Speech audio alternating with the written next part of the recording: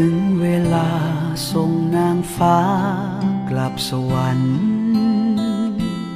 ที่แห่งนั้นงามดังฝันคู่ควรเทพธิดาสู่สวรรค์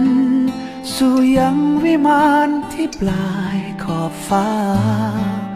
ก้มกราบอำลาด้วยน้ำตาอาลัย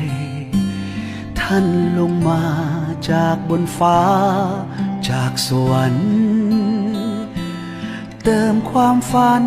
ต่อชีวิตผู้คนทั้งไกลไกลสุดเหนื่อยล้า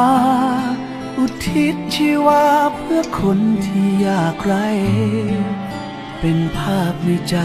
ไม่ลืมทุกอย่างที่ท่านทำจากวันนี้กลับสู่ฟ้าเดิมและคงไม่มีภาพเดิมที่เคยได้เห็นได้จำไม่มีอีกแล้วนางฟ้าองค์เดิมท่องดินและถิ่นน้ำแต่ภาพทรงจำ